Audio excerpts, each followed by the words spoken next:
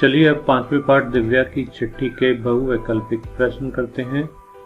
हम अपनी बात दूसरों तक कैसे पहुंचाते हैं? पत्र द्वारा, फोन द्वारा, अखबार द्वारा या उपरोक्त सभी? तो इसका उत्तर होगा उपरोक्त सभी। इन सभी चीज़ों के द्वारा हम अपनी बात दूसरों तक पहुंचाते हैं। अगला प्रश्न है, पाठ के आधार पर बताओ कि इस बार दिव्या गर्मी की छुट्टियों में कहाँ गई। तो चलिए पाठ में देखते हैं कि दिव्या कहाँ गई थी। यहाँ देखिए, यहाँ लिखा हुआ है कि हर बार छुट्टियों में वह उनके पास जाती है। किनके पास? दिव्या के दादा दादी काम में रहते हैं। हर बार छुट्टियों में वह उनके पास जाती है, लेकिन इस बार दिव्या गर्मी की छुट्टियों में अपनी बुआ जी के घर गई। तो दिव्या इस बार अपनी बुआ जी के घर गई थी छुट्टियों में। तो यहाँ पर हमारा उत्तर होगा गए, बुआ के घर। अगला प्रश्न है तीसरा, दिव्या ने चिट्ठी किसको लिखी। तो दिव्या ने चिट्ठी किसको लिखी, एक बार फिर से पाठ में देखते हैं। ये देखिए, ये दिव्या ने चिट्ठी लिखी है और यहाँ पर लिखा है प्यारे पापा। तो दिव्या ने चिट्ठी अपने पापा को लिखी है। यहाँ पर हमारा उत्तर होगा घ, पापा को। अगला प्रश्न है, सोनू कौन था।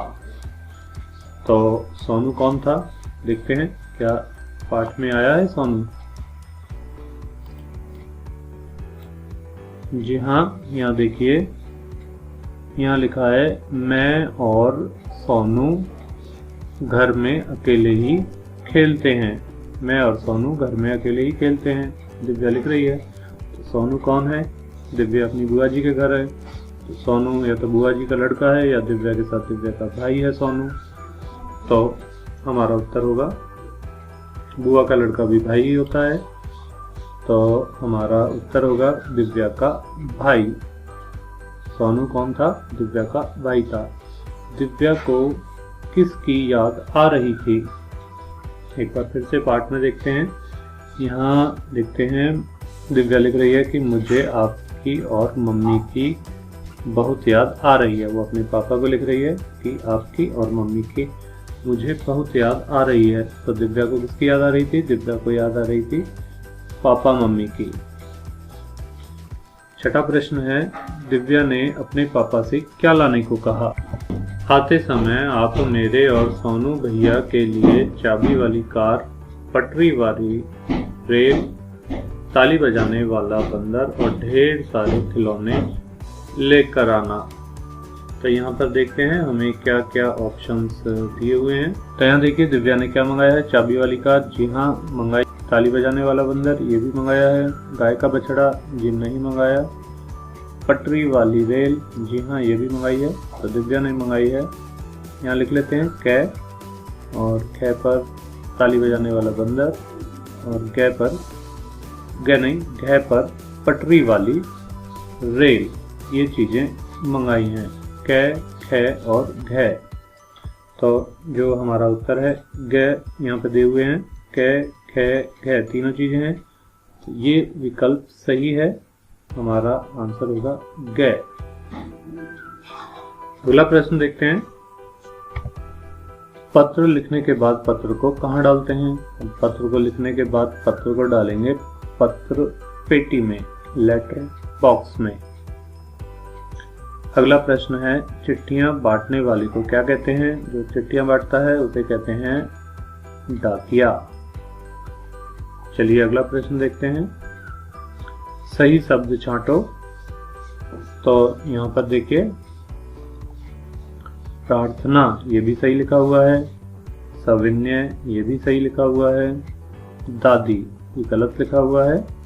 दादी में बड़ी की मात्रा आएगी, और ये जो बुआ है इसमें छोटे उ की मात्रा आएगी। तो यहाँ पर प्रार्थना और सविनय दोनों ही सही हैं, पर यहाँ पर जो आंसर दिया हुआ है खे, इसमें दिया हुआ है सिर्फ सविनय सही है, जबकि प्रार्थना भी सही है और सविनय भी सही लिखा हुआ है।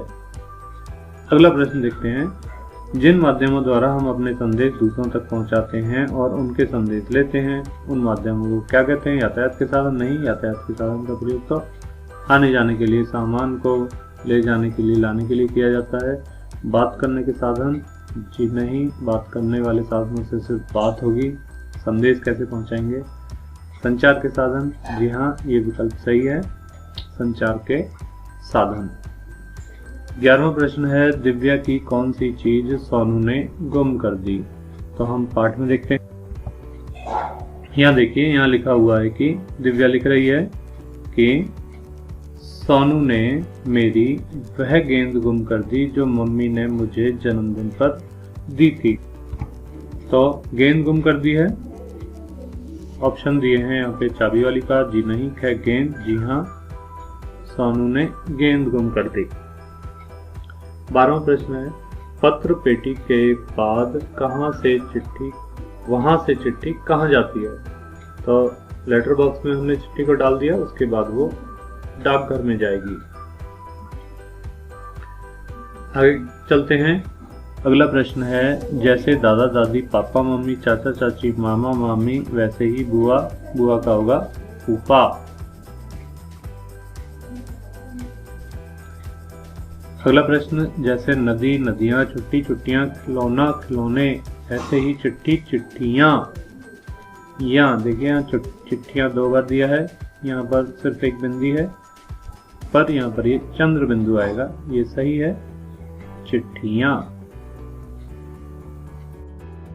चलिए इसी तरह कुछ और प्रश्न भी करते हैं। दिव्या की बुआ के लड़के का नाम है, क्या नाम है? उसका नाम था सोनू। उसने कहा, सोनू ने मेरी गेंद गुम कर दी है। मैं और सोनू घर पर ही खेलते हैं। पत्र के समान अर्थ वाला शब्द है चिट्ठी, लिफाफा, टेलीफोन, मोबाइल। जी, ये होगा चिट्ठी। चिट्ठी का मतलब पत्र भी होता है। दिन शब्द का विलोम होगा रात। बहुत आसान है। वर्तनी की दृष्टि से शुद्ध शब्द है, देखते हैं। छुट्टियां, छुट्टियां, ये भी गलत है, ये भी गलत है। ये जो दूसरा ऑप्शन है ख, छुट्टियां, ये सही है। अगला प्रश्न देखते हैं, कौन से शब्द में अनुस्वार लगा है? अनुस्वार मतलब ऊपर बिंदी लगी है, तो हमें साफ दिखाई दे रहा है बंदर में। आगे कुछ शब्द दिए हैं, हमें इनका मिलान करना है। श्रीमान, श्रीमती, महोदय, महोदया, पुत्र, पुत्री, शिष्य, शिष्या, भाई, बहन। तो ये इस पाठ के कुछ महत्वपूर्ण प्रश्न थे जो हमने किए। धन्यवाद।